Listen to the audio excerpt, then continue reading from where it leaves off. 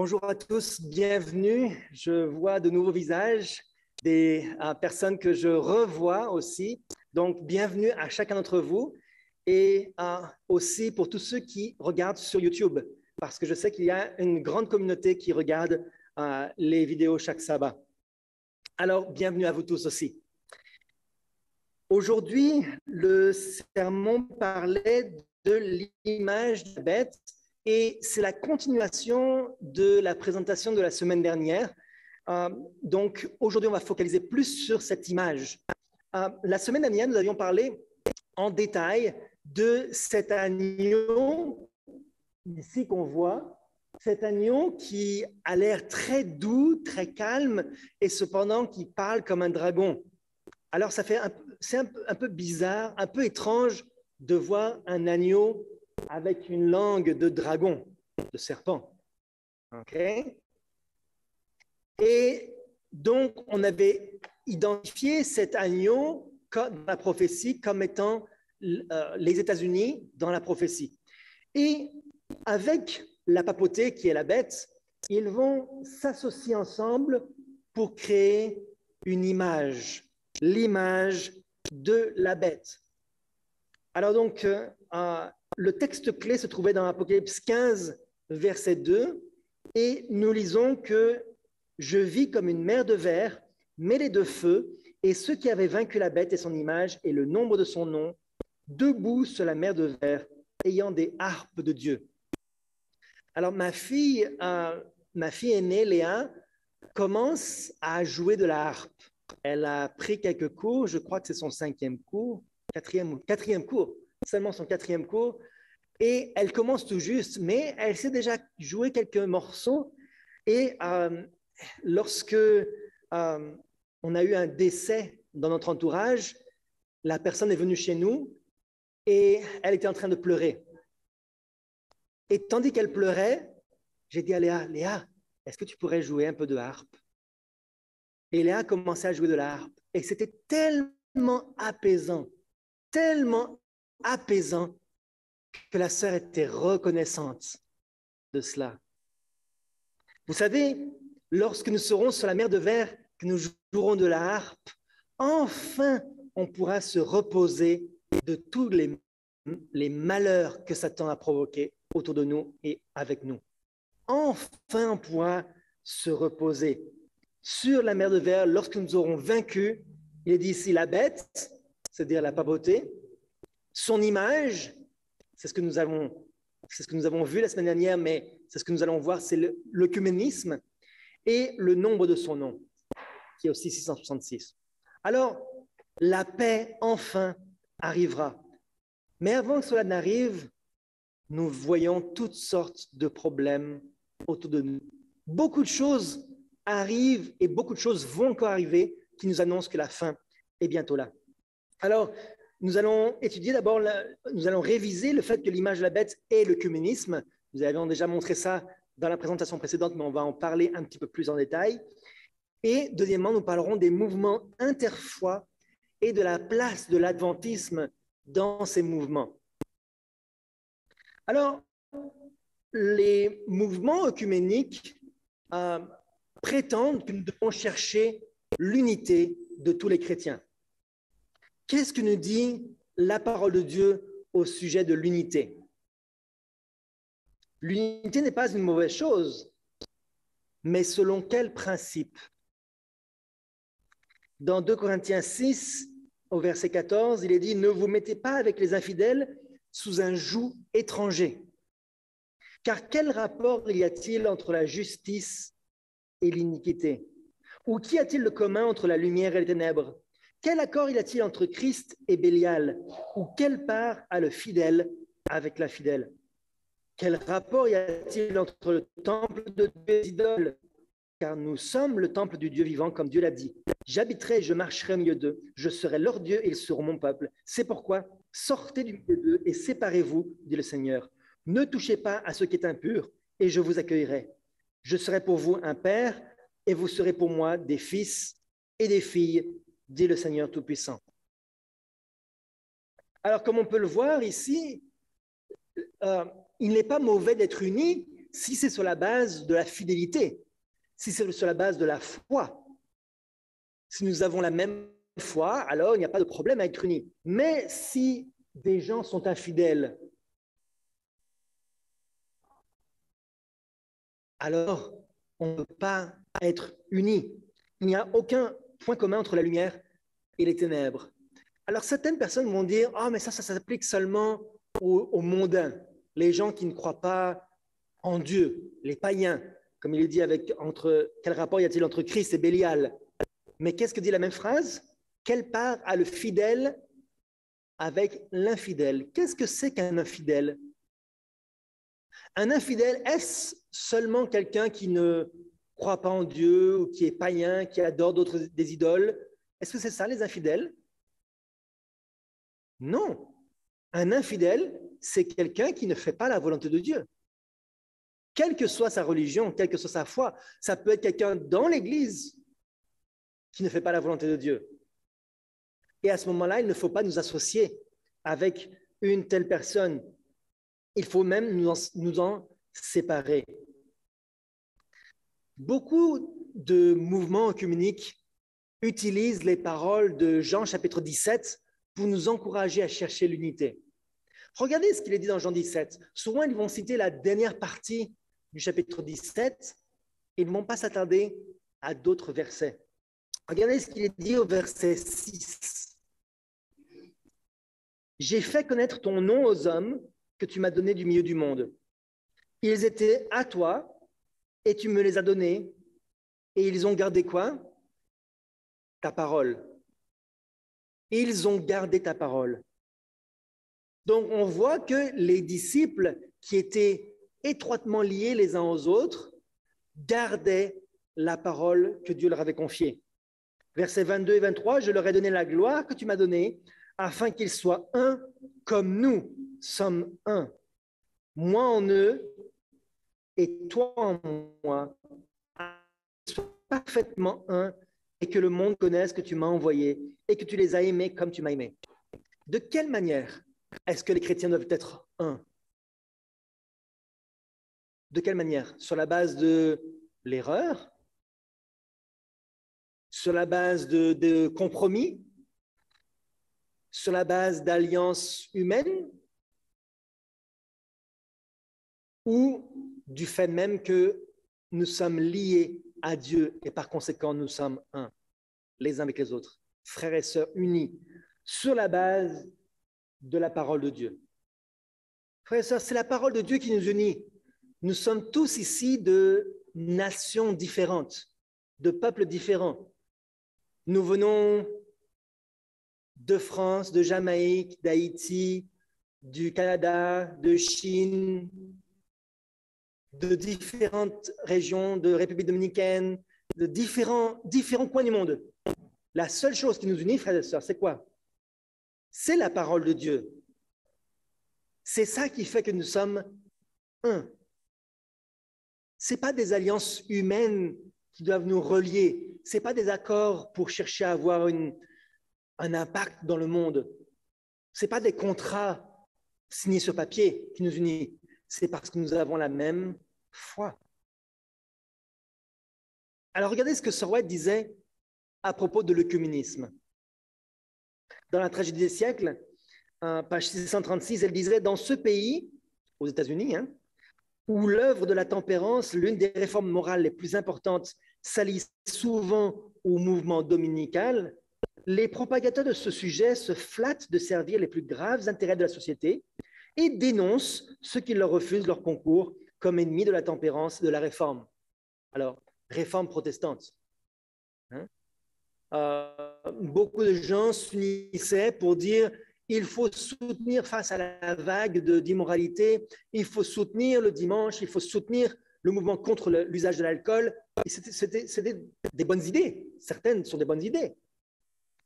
Mais le fait qu'un mouvement en faveur d'une erreur se trouve lié à une œuvre bonne en elle-même n'est pas un argument en faveur de l'erreur.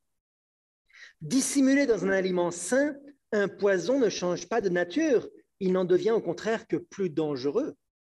Donc, quel est le problème? On va utiliser le raisonnement qu'il faut que ce pays devienne plus religieux, qu'il se rapproche de Dieu, ça va lutter contre la corruption morale, contre toutes sortes d'immoralités, toutes sortes de crimes. Aujourd'hui, on se plaint beaucoup que la criminalité augmente au Canada. L'usage des armes à feu augmente. Mais si les gens se tournaient vers Dieu, il n'y aurait plus d'usage de drogue, d'alcool, d'armes à feu pour s'entretuer. Tous les problèmes de la société disparaîtraient. Donc, c'est une bonne idée au départ, mais on le mélange avec quelque chose d'autre. Et chaque fois que la vérité est mélangée avec l'erreur, c'est comme si on met du poison caché dans une bonne nourriture. Si je vous donne un verre sur lequel c'est écrit, ou une bouteille sur laquelle c'est écrit « Attention, poison, ne pas boire », est-ce que c'est un danger pour les adultes qui savent lire? Non, ce n'est pas un danger. D'accord? Mais si par contre, je vous mets une bouteille sur laquelle j'écris jus de fruits naturels, 100% biologique, et dedans, j'ai mis 1 ou 2 gouttes de poison sans le mettre sur l'étiquette. Alors, innocemment, vous allez boire, vous allez vous réjouir, et le poison va faire son effet. La tactique de Satan consiste précisément à mélanger à l'erreur assez de vérité pour la rendre plausible. Les animateurs du mouvement dominical, c'est-à-dire qui? C'est qui les animateurs du mouvement dominical? C'est les dirigeants des mouvements œcuméniques, qui sont en faveur du dimanche. Peuvent se réclamer de réformes nécessaires, basées sur des principes scripturaires. Mais tant qu'ils associent à leur activité des éléments contraires à la loi divine, les serviteurs de Dieu ne peuvent se joindre à eux. Rien ne peut justifier la substitution de préceptes humains au commandement de Dieu. Alors, pouvons-nous nous joindre au mouvement œcuménique? Certains vont pouvoir penser que oui, parce que c'est une manière de nous faire connaître, c'est une manière d'avoir un impact, une influence sur le monde, c'est une manière de pouvoir prêcher notre foi auprès d'autres églises. Mais j'ai une question pour vous. Que dit le texte? Même si nous avons des bonnes idées, même si nous avons des bonnes intentions, les serviteurs de Dieu ne peuvent se joindre à eux. Même s'il y a des bonnes raisons. Et puis, honnêtement, dites-moi, quel témoignage est-ce qu'on peut vraiment apporter à des dirigeants d'église, baptistes, méthodistes, anglicans, catholiques? Si je vais parler avec un pasteur anglican, est-ce que vous croyez vraiment qu'il va se mettre à accepter le sabbat et puis tout laisser tomber son église, poste, et se joindre à l'église de Dieu avec joie et ferveur?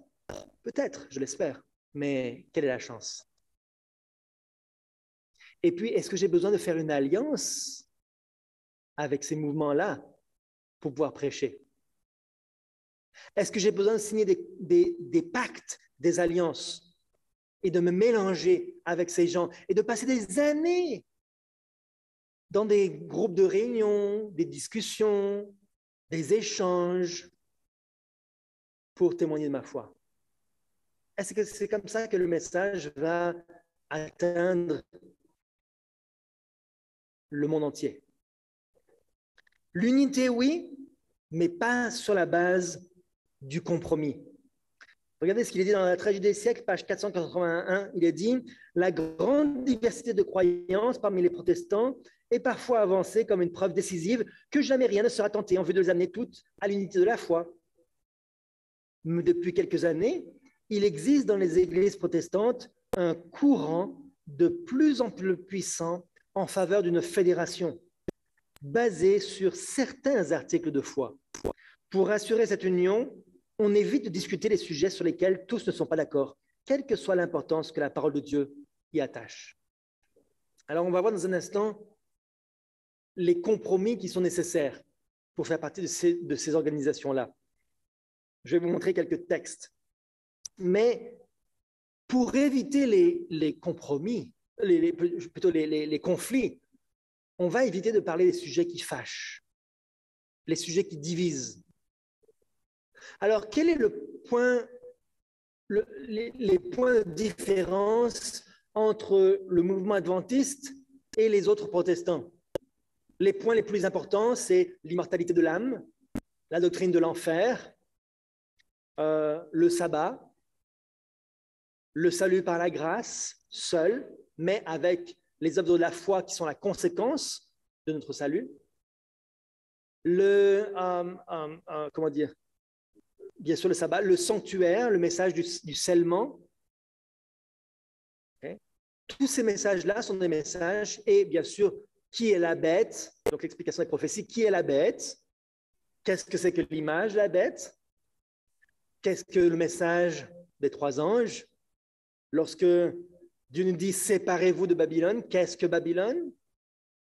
Ces messages-là ne peuvent plus être prêchés ouvertement si on fait des alliances avec les protestants.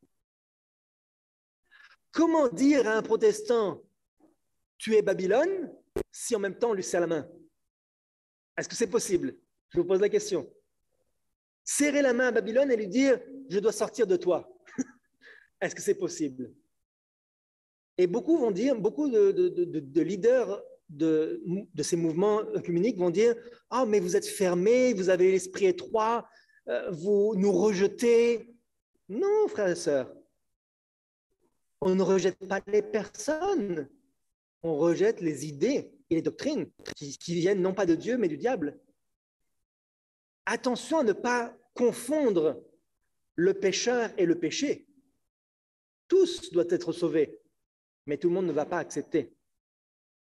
Alors, il y a environ 3 ans, quelques temps avant la pandémie, j'étais allé à la librairie adventiste à Longueuil, sur la rive sud, et là, j'ai trouvé la porte fermée alors que l'horaire disait que ça devait être ouvert. J'ai trouvé la porte fermée. Alors, je me suis dit, bon, peut-être que la pause de midi a pris un peu plus longtemps, je vais attendre. Et j'étais sur le parking et j'attendais. Et finalement, un pasteur est arrivé et il m'a dit, oh, vous voulez rentrer? J'ai dit oui. Et il m'a tenu la porte ouverte. Et comme la librairie était encore fermée, on a commencé à discuter. Et j'étais curieux. Alors, je lui ai posé la question, frère, comment est-ce que vous expliquez les prophéties? En fait, il ne savait pas qui j'étais. Hein? J'ai dit, comment est-ce que vous expliquez les prophéties? Qui est Babylone? Qui est Babylone? Il m'a dit, oh, Babylone, c'est un système complexe de pensée, c'est la confusion. Je dis, oui, c'est vrai, mais qu'est-ce que la prophétie, est-ce que la prophétie pointe vers quelque chose de plus précis que ça? Oh non, c'est le mélange d'erreurs, c'est juste quand on va se détourner de la vérité. Et j'ai dit, alors, qui sont les filles de Babylone? Oh, mais c'est la même chose, c'est un mélange d'erreurs.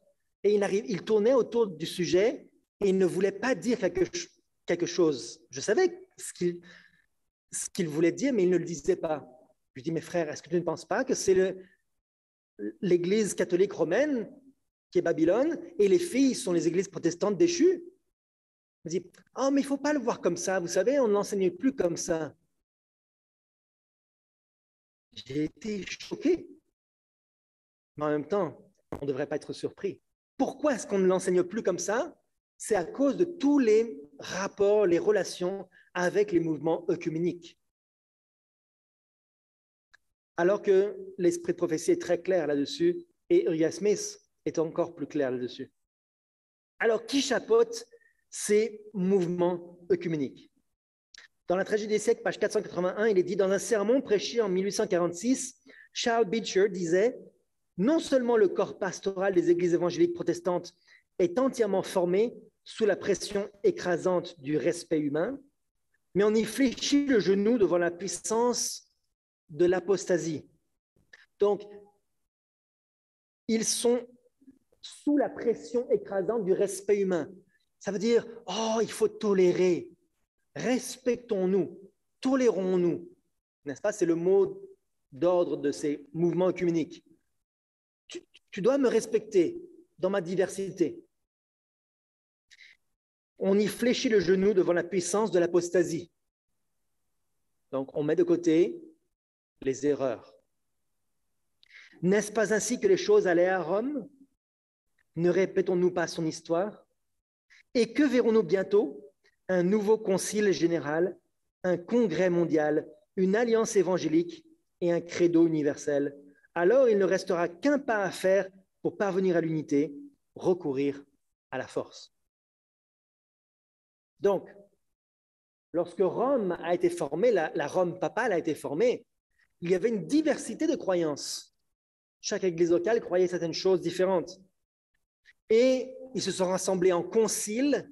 Tous les délégués de toutes les églises se sont rassemblés en concile œcuménique.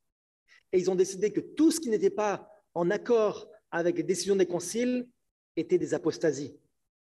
Et ils ont fait un credo universel, c'est-à-dire une croyance avec des formules précises, avec des mots tellement choisis que si on disait un autre mot pour définir la chose, eh bien, c'était une apostasie. Et puis, bientôt, l'usage de la force est arrivé. Aujourd'hui, dans les églises protestantes qui se sont joints au mouvement œcuménique, il y a déjà ces conciles, il y a déjà ces congrès mondiaux, il y a déjà ces alliances évangéliques, et il y a déjà un credo universel. Il ne reste plus que quoi? L'usage de la force. C'est la seule chose qui me manque actuellement. On va le voir. Je vais vous montrer des exemples rapidement, parce que le temps nous pressera, mais rapidement des exemples de credo, des exemples de doctrines qui vont être enseignées dans ces mouvements œcuméniques. Et le passage suivant nous dit « Dès que les principales églises protestantes des États-Unis s'uniront sur des points de doctrine qui leur sont communs et feront pression sur l'État pour l'amener à imposer leurs décrets et à soutenir leurs institutions, l'Amérique protestante sera formée à une image de la hiérarchie romaine et la conséquence inévitable en sera l'application de peines civiles aux délinquants. » Donc, aujourd'hui, les églises protestantes sont unies sur certains points de foi. Pas encore sur tout, mais sur certains points de foi, ils sont unis. Et ils font déjà pression sur l'État. Et on va le voir sur quel point. L'image de la bête est déjà en formation. En grande partie, elle est déjà là. Elle n'a pas encore la puissance totale et complète pour instaurer la loi, mais elle est un vœu. Alors, qu'est-ce qu'ont à faire les adventistes dans ces mouvements interfoi ou les mouvements œcuméniques? Dieu met ses enfants à l'épreuve afin de se rendre compte de leur fidélité. Notre œuvre consiste à quoi? Proclamer au monde le premier, le deuxième et le troisième message. En nous acquittant de notre tâche, nous ne devons ni mépriser ni craindre nos adversaires. Nous lier par contrat à ceux qui ne partagent pas notre foi n'est pas conforme à la volonté divine. Il faut traiter avec bonté et courtoisie tous ceux qui refusent de servir Dieu, mais ne leur demandons jamais conseil en ce qui concerne les intérêts vitaux de notre œuvre. Alors on voit 3 points ici. Le premier point, c'est proclamer au monde le message des 3 anges. Le deuxième point, ne pas nous lier par contrat à ceux qui ne partagent pas notre foi. Et le troisième point, ne jamais leur demander conseil. Ces 3 points-là, d'accord? Proclamer les messages angéliques, ne pas nous lier par contrat aux autres organisations et ne pas demander conseil aux non-adventistes. 3 points. Et sur ces 3 points-là, pouvez-vous deviner ce que font les adventistes? Allons voir. Allons voir ce qu'ils font. Sur le point de la proclamation du message des 3 anges, je voudrais vous montrer ici la charte de la Fédération protestante de France. de laquelle la Fédération adventiste de France est membre. Donc la Fédération adventiste de France rassemble les deux unions, Union France-Sud, Union France-Nord, et elle est membre entière, à part entière, membre avec un droit de vote, membre de la Fédération protestante de France. Et voici la charte de la Fédération.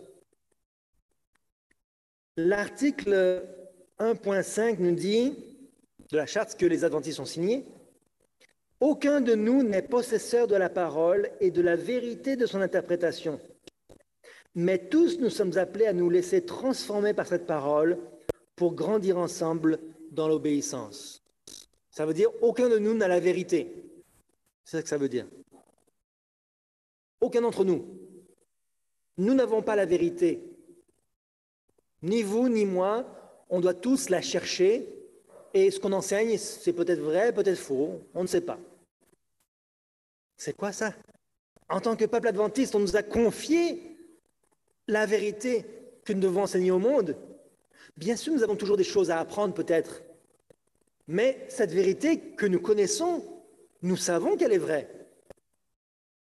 Et signer dans un document disant que nous n'avons pas la vérité, c'est triste. Le numéro 2, il est dit que nous devons développer la constatation en vue d'actions communes, que celles-ci soient des entreprises de formation. Ça veut dire quoi, formation? Demander conseil. Ça veut dire être formé dans des écoles œcuméniques, pour apprendre le point de vue de différentes religions. Le passage continue. Permettre d'éviter toute action présentant un caractère de concurrence. Et comment s'expliquer ça? C'est s'expliquer comme quoi un pasteur adventiste ne devrait pas convertir un baptiste ou un autre protestant membre de la Fédération protestante de France. Et il ne devrait pas le convertir parce que c'est une concurrence déloyale. S'il prêche un méthodiste à propos du sabbat et que le méthodiste met à devenir adventiste, c'est une concurrence, on ne devrait pas faire ça. Et ils ont développé un système comme quoi ils considèrent que tous les membres de la Fédération protestante de France peuvent être sauvés selon leur chemin. Et donc un adventiste va devoir convertir les non-protestants, mais pas les membres de la Fédération protestante. S'ils vont convertir un mondain, ça va.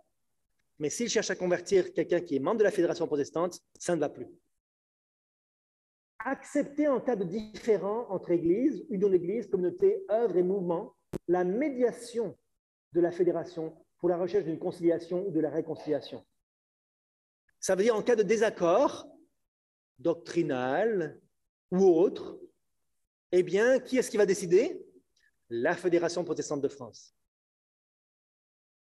Donc, lorsqu'il y aura un désaccord sur le sabbat, parce qu'on sait qu'il va venir, qui aura la décision finale? La Fédération protestante de France. Ils ont accepté. Et on sait que l'Église adventiste est en minorité. Donc, la majorité votera pour l'observation du dimanche. Le point 2.4, vivre une solidarité financière à la mesure de nos ressources respectives. Solidarité financière, ça veut dire quoi? L'argent. D'où vient l'argent dans l'Église? Des dîmes et des offrandes aussi, mais des dîmes. À qui appartiennent les dîmes? À Dieu. L'Église n'a pas le droit d'utiliser les dîmes selon sa décision, selon ce qu'elle entend. Et donc, des dîmes en France, d'adventistes français, sont envoyés à la Fédération protestante de France pour diverses missions. Ça peut être des missions humanitaires, ça peut être des missions... Alors on peut penser, oh, il n'y a pas de mal, c'est des missions humanitaires, c'est des bonnes choses. Mais en réalité, ce n'est pas l'usage qui est réservé à la dîme. D'autres exemples, plus proches de nous. La semaine de prière pour l'unité des chrétiens, organisée par le Conseil canadien des églises. Comment est-ce qu'on peut proclamer les trois messages angéliques? Regardez ici à Montréal les services de prière œcuméniques. Okay? À Montréal, vous voyez un prêtre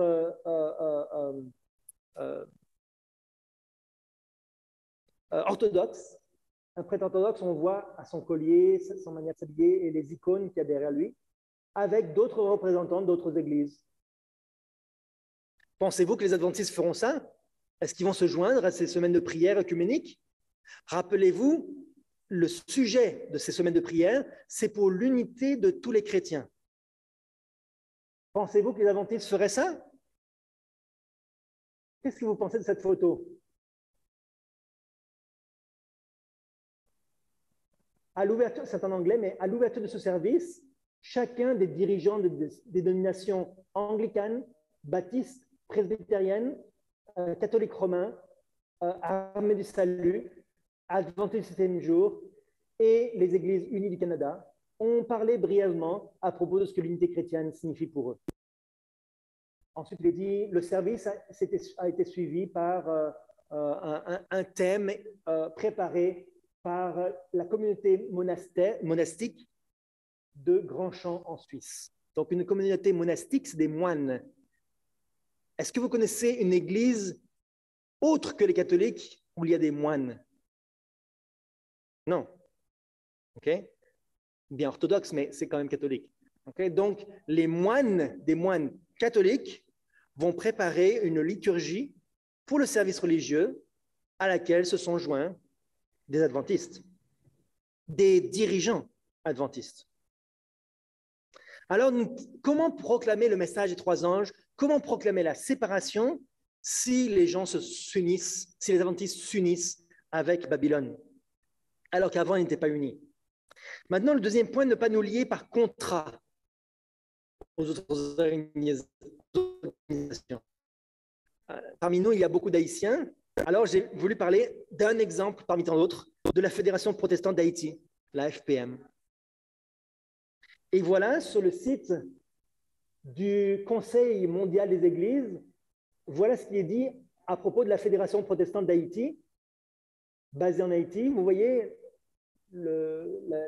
quelques textes et vous voyez, entre autres, les autres membres, les membres fondateurs, le membre fondateur et les autres membres qui font partie de cette fédération protestante en Haïti.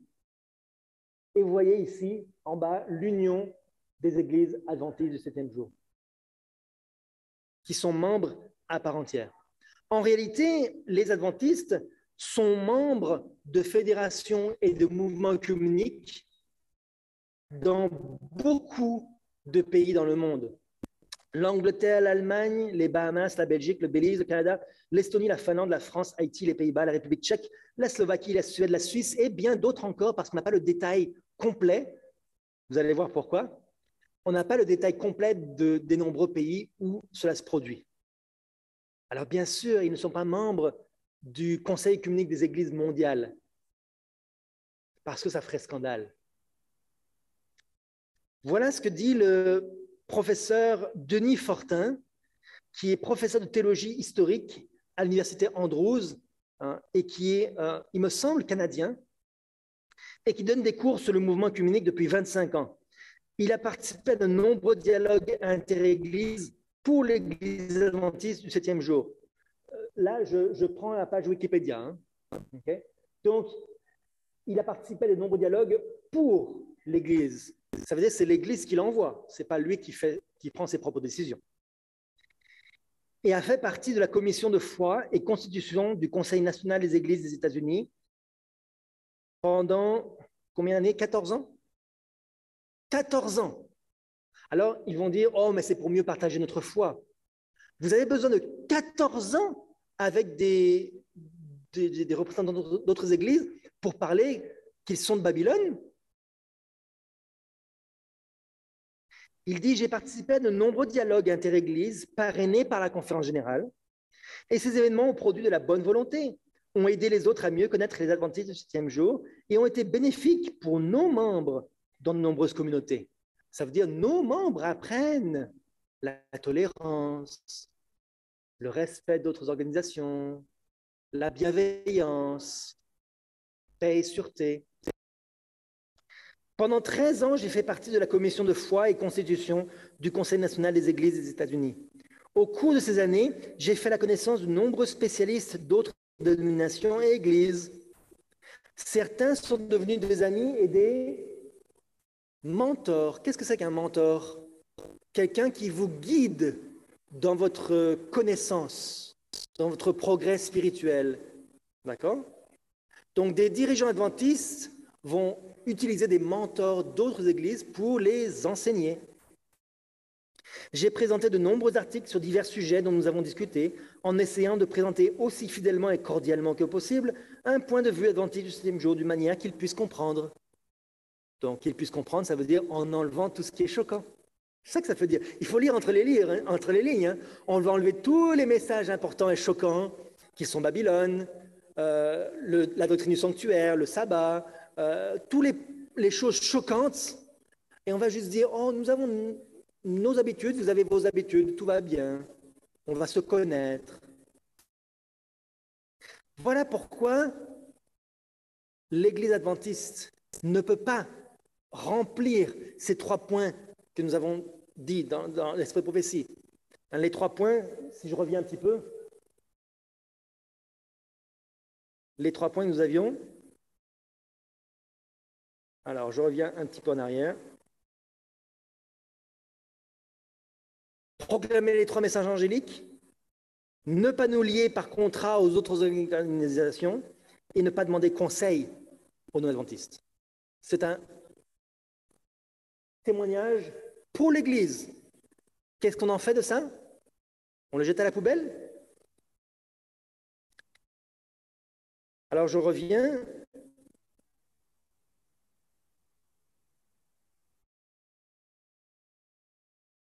Donc, il continue en disant « Nous sommes partenaires ou associés à de nombreuses organisations interéglises. La notoriété de ces liens est parfois maintenue sous silence en raison d'un antagonisme profond et néfaste envers les organisations œcuméniques. » Ça veut dire quoi? Ah, nos membres ne sont pas tous d'accord. Certains le sont, d'autres ne le sont pas. Alors, on garde ça sous silence. Parce que ça ferait un scandale. Tout le monde n'est pas d'accord, mais on le fait quand même. Cet antagonisme est dû en partie à quelques commentaires d'Ellen White sur ses relations dans son livre La tragédie des siècles. C'est à qui la faute? Oh, c'est à cause d'Ellen White. Bon, de toute façon, certains voudraient s'en débarrasser dans l'Église, n'est-ce pas? Alors, si on pointe du doigt à qui est la faute, c'est à cause de qui il y a un antagonisme? À cause de qui il y a la séparation de tous les chrétiens? Ah, c'est à cause d'Ellen White. De toute façon, les protestants la rejettent, alors peut-être qu'on devrait faire la même chose. Commentaires qui ne sont plus compris dans leur contexte historique. Ah, aujourd'hui c'est nouveau, aujourd'hui c'est différent. C'est plus le même contexte aujourd'hui. C'est des vieux écrits d'il y a 200 ans. Voilà ce qu'ils disent. Et ces déclarations font maintenant partie d'un scénario de fin des temps qui est devenu une prophétie infaillible et inconditionnelle. Alors elle dit, c'est à cause du fait que les gens croient que c'est une... Les gens croient maintenant à un scénario conspirationniste. C'est une conspiration de certains adventistes qui sont encore vieux jeux. De toute façon, ce n'est pas la majorité. Et ça fait maintenant partie. Est-ce que c'est maintenant que Sir White disait qu'on ne devrait pas avoir d'alliance avec les protestants? Est-ce que c'est maintenant qu'elle dit que l'image va être formée? Est-ce que c'est maintenant seulement que les adventistes croient que les protestants vont faire l'image de la bête et forcer le dimanche, l'adoration du dimanche? Est-ce que c'est maintenant ça? Ou bien c'est eux qui rêvent et qui inventent des choses? Alors, comme je disais, les adventistes ne font pas partie du Conseil mondial des églises parce que ça ferait de trop grosses vagues. Et c'est leur seul argument lorsque quelqu'un leur dit on ne devrait pas faire partie des mouvements œcuméniques. Oh, mais nous ne sommes pas membres du mouvement du Conseil mondial des églises. Alors tout va bien. Ah d'accord, tout va bien alors. Avez-vous déjà entendu parler du Global Christian Forum? Forum chrétien global. Avez-vous déjà entendu parler de ça? Le Forum chrétien global est une organisation qui rassemble les églises qui n'ont pas souhaité faire partie du Conseil mondial des églises. Le Conseil mondial des églises, c'est très connu. Le Forum chrétien global, ce n'est pas très connu. Ce n'est pas un mot qu'on va faire de la publicité dessus.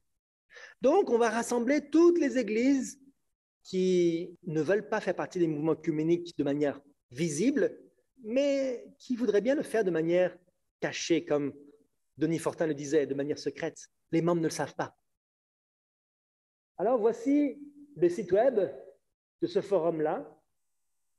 Et regardez le comité 2022. Église adventiste du 7e jour, conférence générale, révérend docteur Ganoun Diop. Qui est Ganoun Diop? Le secrétaire général à l'unité des chrétiens, à la conférence générale. Et notez bien ce nom, révérend docteur. Ce n'est pas la première fois que vous entendez le mot révérend parmi les adventistes. Ah, le site, c'est le site Global Christian Forum. C'est une capture d'écran que j'ai fait. Okay? Vous pouvez le vérifier cet après-midi, demain. C'est le Forum chrétien global. Donc, c'est la première fois que j'entends le mot révérend pour un pasteur adventiste. D'où viennent ces mots? Révérend docteur. Ce n'est pas frère. Okay? On utilise des titres honorifiques. Et ils ont un membre délégué au conseil et le Conseil mondial des églises a 2 délégués. Alors, un qui est vacant actuellement, mais 2 délégués à ce conseil. Donc, devinez quoi?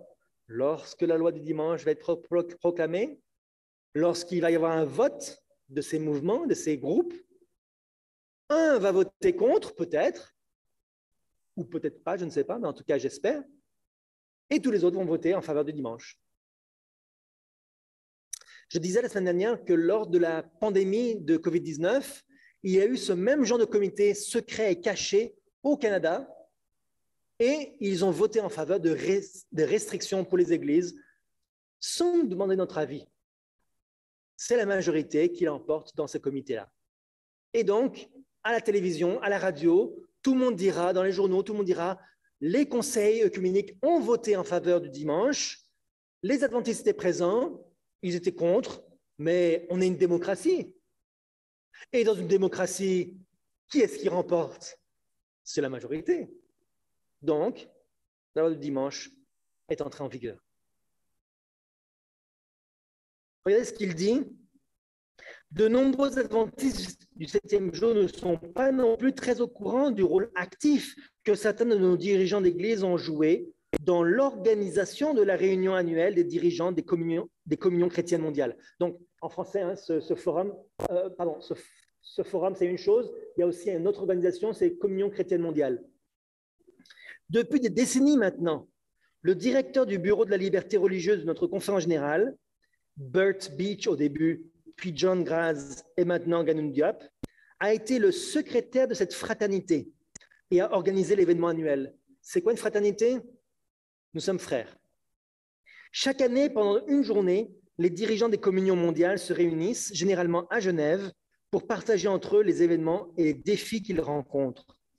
L'une de ces rencontres a eu lieu au siège de la conférence générale. Donc, toutes les autres églises viennent à Silver Springs, aux États-Unis, et les adventistes se réjouissent. Ah, ils viennent chez nous. Et ils ne se rendent pas compte, ou peut-être qu'ils le savent, que c'est eux qui vont chez eux. C'est les adventistes qui rentrent dans ces mouvements-là. Ce n'est pas les mouvements protestants qui viennent chez les adventistes. Ils n'acceptent pas les doctrines de Dieu. Depuis, quand il dit depuis des décennies, c'est en fait depuis plus de 40 ans. Regardez ce qu'il est dit sur le site adventistliberty.org. Depuis plus de 40 ans, L'Église du septième jour fait partie de la conférence des secrétaires des communions chrétiennes mondiales. Bert Beat a été secrétaire pendant de nombreuses années, puis John Grass lui a succédé. Il y a 2 ans, ils m'ont élu secrétaire. Qui est-ce qui parle? Qui écrit l'article? Ganoun Diop. La CSWC est probablement le plus important rassemblement de dirigeants chrétiens. Le plus grand et le plus important en nombre de délégués et de représentants. Ce n'est pas le Conseil mondial des églises, parce qu'il a mauvaise presse parmi les conservateurs. Alors, officiellement, on n'est pas membre du Conseil mondial des églises parce que ça ferait mauvaise presse. Et en cachette, on est membre du plus important rassemblement de dirigeants chrétiens. Non seulement membre, mais secrétaire. Pensez-vous que c'est pour influencer ces mouvements-là vers l'adoption du sabbat? Pensez-vous que ces mouvements protestants vont se mettre à se convertir et à adopter le sabbat? Ou d'après la prophétie, est-ce que c'est eux qui vont adopter le dimanche? Comment un adventiste n'a pas honte d'aider et de soutenir en tant que secrétaire dans ces mouvements-là? Quand on parle de secrétaire, le secrétaire d'une organisation, c'est quasiment aussi important qu'un président. C'est le secrétaire qui communique avec tout le monde, qui rassemble toutes les communications. C'est lui qui organise les réunions, qui choisit les lieux de réunion, qui organise les détails de la réunion. C'est très important, un secrétaire. Sans le secrétaire, l'organisation ne peut pas exister. Et maintenant, le troisième point, ne pas demander conseil aux non-adventistes. Tony Campolo, un évangéliste, a écrit sur donc un évangélique, c'est-à-dire qu'un membre des églises évangéliques, a écrit sur ses expériences positives de discours sur de nombreux campus universitaires adventistes, dans l'avant-propos de Adventism for a New Generation de Stephen Daly. Il a fait une présentation lors de la première conférence internationale sur les adventistes dans la communauté en 2004. Donc, qui est-ce qu'on invite comme invité d'honneur dans les universités, dans les conférences internationales adventistes? Un évangéliste. L'auteur évangélique Philip Yancey a fait une présentation à Avondale College Church en Australie, donc devant les étudiants. Et plus tard, il est revenu parler en 2007. Et ça, c'est juste quelques exemples. Mais je ne pouvais pas tout mettre dans un PowerPoint aujourd'hui. Il y a des centaines et des centaines de prédicateurs non adventistes qui viennent prêcher et enseigner dans les universités adventistes. À l'université adventiste de Collonges, donc qui forme tous les pasteurs francophones d'Europe, du Moyen-Orient et d'Afrique, c'est énorme. Europe, Moyen-Orient et Afrique, le niveau accordé est seulement un master, une maîtrise. Pour obtenir un doctorat, ils ont créé depuis 1983 un partenariat avec la faculté de théologie protestante de Strasbourg. Donc, si on veut un doctorat, on va aller étudier chez les protestants. On peut étudier la doctrine adventiste de base, mais dès qu'on veut aller plus loin, on va aller chez les protestants parce qu'eux, ils vont nous enseigner. Est-ce que vous reconnaissez cette école du sabbat à droite? Je ne parle pas de l'image de gauche, ok? Je parle de l'image de droite. L'école du sabbat de janvier, février, mars 2022. Le message aux Hébreux. C'est peut-être une leçon d'école du sabbat que certains ont étudiée. C'est un petit peu petit ici, je m'excuse. L'auteur de la leçon d'école du sabbat, c'est le docteur Félix Cortez Vallès. C'est lui qui a été cité dans l'école du sabbat comme étant le plus grand contributeur à cette école du sabbat pour l'édition de janvier à mars 2022. À la première page, c'est écrit « Principal contributeur, Félix Cortez Vallès ». Et donc, il est un professeur associé de littérature du Nouveau Testament au séminaire théologique adventiste du 7e jour de l'université Andrews. Mais ce qui est inquiétant, c'est qu'il n'est pas seulement professeur à l'université Andrews, c'est qu'il est également diplômé de l'Universidad Iberoamericana et l'Université ibérique américaine. C'est une université jésuite qui est située à Mexico, au Mexique. Elle a été fondée en 1943 par l'ordre des Jésuites pour faire progresser la spiritualité ignatienne. Vous savez que Ignace de Loyola est le fondateur jésuite. Et le discernement ignatien. Donc, faire progresser la spiritualité et le discernement des jésuites. Et il a obtenu une maîtrise en littérature moderne dans cette université en 2001. Et ensuite, donc il a obtenu son diplôme 5 ans après avoir été ordonné pasteur adventiste. Donc, il a eu d'abord une maîtrise en herméneutique dans une université adventiste. Il a été nommé pasteur. Puis 5 ans plus tard, il va obtenir une maîtrise en littérature moderne avec un accent sur la théorie littéraire et l'herméneutique. Donc, il va apprendre, il va approfondir sa connaissance chez les jésuites. Et non seulement il a été diplômé d'une université jésuite, mais il est également président de la Société théologique adventiste de 2014-2016, tout en étant président de la section des épîtres catholiques et pastorales de la Réunion internationale de la Société de littérature biblique. Donc, président de la section des épîtres catholiques. Donc, on est président de 2 associations en même temps. Une adventiste, une catholique. Et qu'est-ce qu'on va faire avec toute cette connaissance? On va écrire le mélange de tout ça dans les écoles du sabbat, qui vont servir à instruire tous les adventistes dans le monde entier. N'est-ce pas la méthode de Satan? D'insérer la vérité cachée, l'erreur, je veux dire cachée au milieu de la vérité. Et tous les adventistes qui ont étudié cette leçon de l'école du sabbat du premier trimestre 2022 ont étudié à l'aide de théories jésuites avec l'intention de faire progresser la spiritualité et le discernement jésuite. Rappelez-vous quelle est la méthode des jésuites? S'infiltrer parmi les protestants pour changer leur enseignement. Ça, c'est l'objectif avoué, ce n'est pas caché, hein? Ils ne le cachent pas, c'est leur objectif depuis le début. Alors, en conclusion, il y a bien d'autres exemples que j'aurais pu citer. Si vous regardez sur mon ordinateur, il y a tellement d'onglets ouverts, je dois avoir au moins 200 onglets ouverts avec d'autres exemples. Mais je ne peux pas tous les citer. Que doivent faire ceux qui sont fidèles?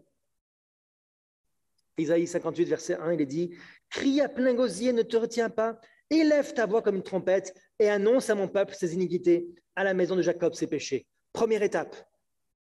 Première étape, Dieu envoie un messager, un prophète ou bien des simples membres qui vont élever la voix et dire ce qui ne va pas.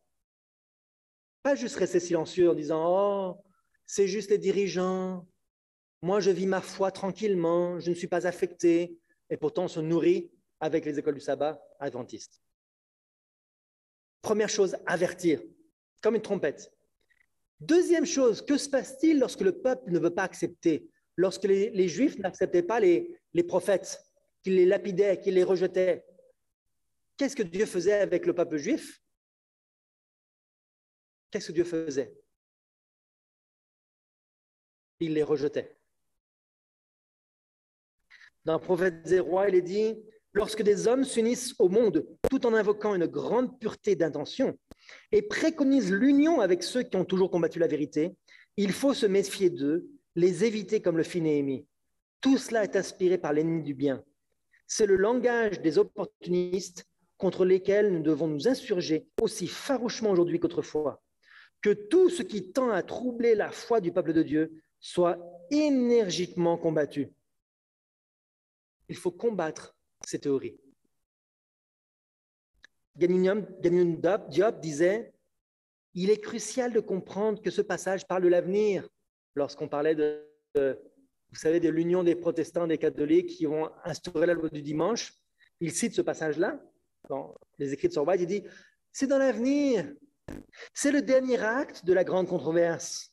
Si nous comprenons mal ces mots, ils peuvent être utilisés pour alimenter un soupçon déplacé selon lequel les chrétiens qui conspireront un jour avec les pouvoirs politiques pour persécuter le peuple de Dieu sont ceux-là même qui vivent aujourd'hui. Ce n'est pas les mêmes.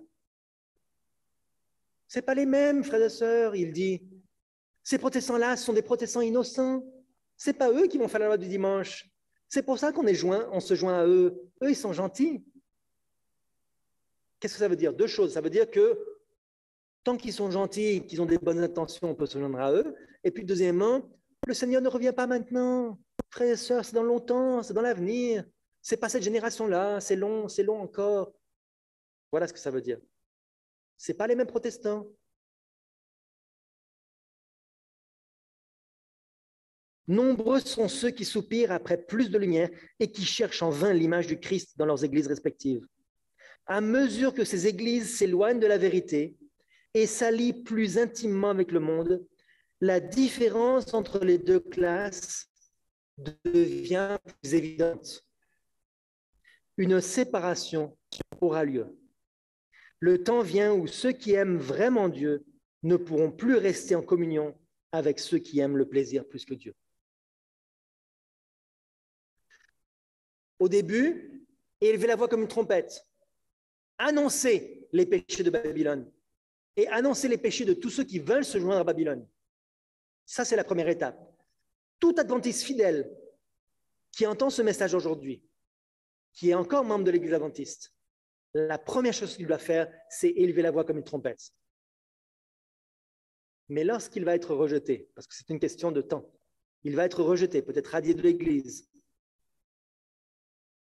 alors la différence entre les deux classes devient plus évidente et une séparation aura lieu. La séparation est inévitable. Les protestants prêchent l'union, Dieu dit la séparation. Les protestants disent unissons-nous, Dieu dit sortez de Babylone. Est-ce que vous voyez l'incohérence? Alors, c'est seulement ceux qui se sépareront qui pourront faire partie des 144 000 sur la mer de Verre. Ceux qui ont vaincu la bête et son image. Pas juste la bête, frères et sœurs. Pas juste l'Église catholique romaine, mais aussi toutes les églises apostates qui se joignent les unes aux autres et bien sûr chapeautées par Rome. C'est ça que nous devons vaincre aussi, frères et sœurs. Que Dieu nous aide afin que nous puissions être debout sur la mer de Verre, faisant partie des 144 000, et que nous ayons le nom de Jésus sur notre front. C'est mon vœu et ma prière pour chacun d'entre vous. Amen.